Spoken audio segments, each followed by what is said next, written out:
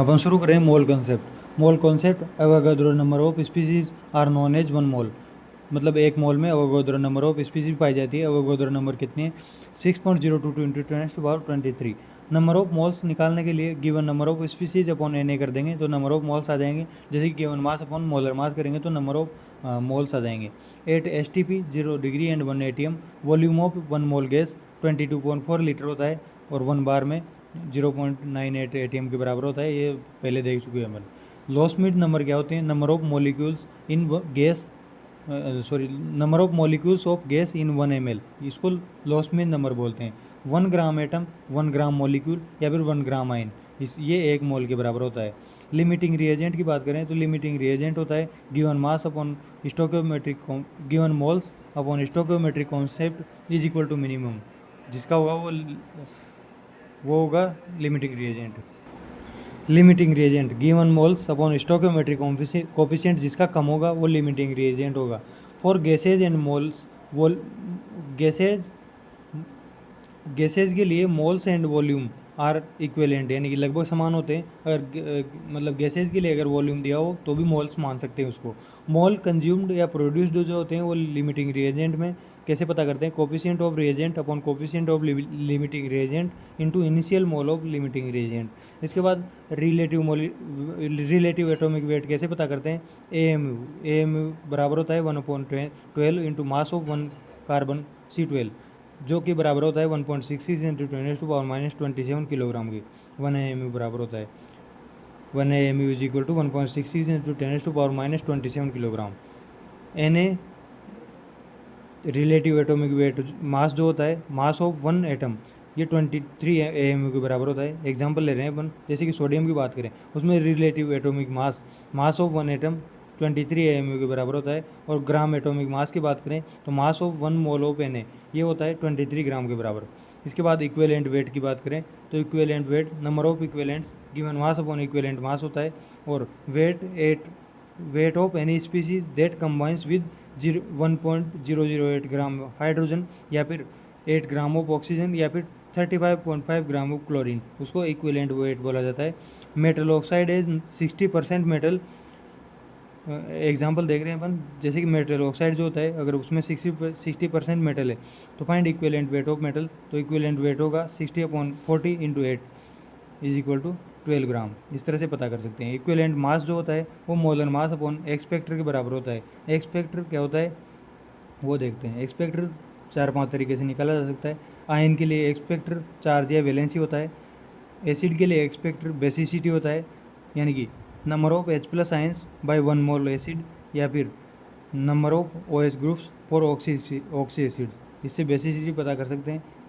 Basicity बराबर होगी x factor के इन एसिड्स, और बेस में एक्स फैक्टर बराबर होगा एसिडिटी के। एसिडिटी क्या होती है? Number of OH given by 1 मोल, 1 मोल के द्वारा जो OH दिए जाएंगे वो एसिडिटी होती है, जो कि एक्स फैक्टर कहलाएगा बेस के लिए।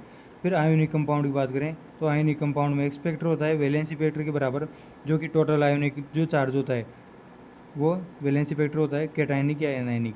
जैसे कि आल्सो इसको ऐसे भी निकाल सकते हैं कि E of ionic compound is equal to E of cation plus E of anion. इसके बाद फिफ्थ तरीका है ऑक्सी या फिर रिड्यूसिंग ऑक्सीडाइजिंग या रिड्यूसिंग जो एजेंट होते हैं उनमें एन फैक्टर जो होता है वो एक्स फैक्टर के बराबर होता है, जो कि नंबर ऑफ इलेक्ट्रॉन गेंड या release by the one mole. जैसे कि यहाँ पे एग्जांपल देखें H2S, इसमें +2 ऑक्सीडेशन स्टेट, यहाँ +4, यहाँ 6 इलेक्ट्रॉन ट्रांसफर हो रहे हैं क्योंकि -2 से +4 हो रहा है। इस तरह एन फैक्टर इसका 6 हो जाएगा। इसके बाद देखते हैं अपन, अब बात करते हैं कंसंट्रेशन टर्म्स। कंसंट्रेशन टर्म्स होती है 3-4 प्रकार की, जैसे कि मोलरिटी हो गया। Molarity moles of solute dissolve in 1 litre solution. 1 litre solution में जितने मोल्स ऑफ सोल्यूट होंगे वो मोलरिटी कहलाएगी। इसका फॉर्मूला होता है मोलरिटी इज इक्वल टू, इसको कैपिटल M के द्वारा दर्शाया जाता है। Capital M is equal to mass of solute upon molar mass of solute into 1000 upon VmL। इस तरह से इसको मोलरिटी पता कर सकते हैं। फॉर डाइल्यूशन के लिए M1V1 is equal to M2V2 होता है millimoles of solute if V is in ml में होगा तो M1V1 plus M2V2 is equal to MFVF, ये फॉर्मूला होता है। मिलीमोल्स में होगा तो ये मिलीमोल्स में आ जाएंगे, यानी मिलीमोल्स ऑफ सोल्यूट।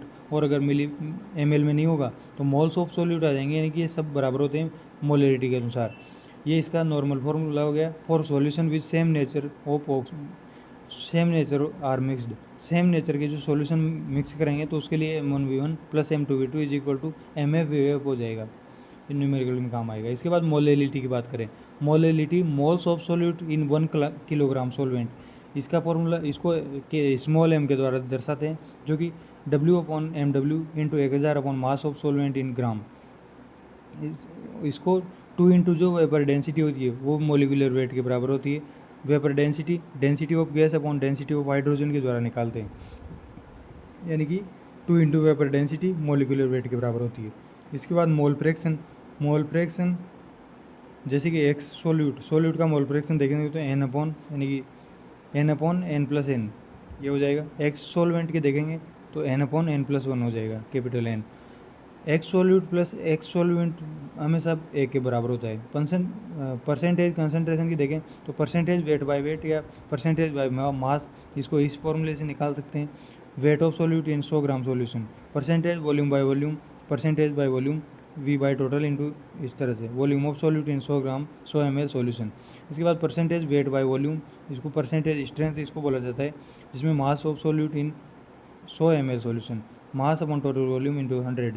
ppm या ppb पार्ट्स पर मिलियन या पार्ट्स पर बिलियन, उसको मिलियन के लिए 10⁻⁻6 से और बिलियन के लिए 10⁻�9 से मल्टीप्लाई कर देंगे और इस तरह से इसको निकाल सकते हैं। इसके बाद नॉर्मलिटी की बात करें, normality number of gram equivalent in 1 litre solution. तो नॉर्मलिटी निकालने का फॉर्मूला है कि W/इक्विवेलेंट weight of solute into 1000/V/ml। Normality is equal to M, यानी कि अगर मोलेरिटी दे रखी हो और नॉर्मलिटी निकालनी हो तो उसका फॉर्मूला है कि N is equal to M into x factor से मल्टीप्लाई कर देंगे तो वो नॉर्मलिटी आ जाएगी। Concentration terms are not affected by temperature, यानी कि कौन कौन सी कंसनट्रेशन टर्म्स इनमें से टेम्परेचर के द्वारा अफेक्ट नहीं होती, वो है M मोलेलिटी, मोल फ्रैक्शन और परसेंट वेट बाय वेट, ये टेम्परेचर के द्वारा अफेक्ट नहीं होती। वॉल्यूमेट्रिक एनालिसिस टाइट्रेशन की बात करें तो एसिडिक बेसिक टाइट्रेशन और रेडॉक्स टाइट्रेशन 2 प्रकार के होते हैं, जिनमें for any reaction N1V1 is equal to N2V2 होता है। M1 into x factor of V1, M2 into x factor of V2 ये बराबर होते हैं। Reaction between solution and with known and unknown concentration, ये होती है वॉल्यूमेट्रिक एनालिसिस। इसके बाद लॉ ऑफ डेफिनेट जो प्रोपोर्शन है ये प्राउस्ट ने दिया था, not applicable for isotope. Definite proportional Proust ने। लॉ ऑफ मल्टीपल प्रोपोर्शन ये डाल्टन ने दिया था, जैसे कि 2 एलिमेंट सेम हो तो दोनों से ज़्यादा कंपाउंड्स बनाएंगे कंपाउंड्स। इसके बाद लॉ ऑफ रेसिप्रोकल प्रोपोर्शन ये रिचर ने दिया था, R मतलब R। Law of reciprocal proportion Richter द्वारा। मास रेशियो लगभग बराबर रहेगा। और Gay Lussac law for combination of gases combine in fixed proportion में कॉम्बाइन होंगे देयर वॉल्यूम के में।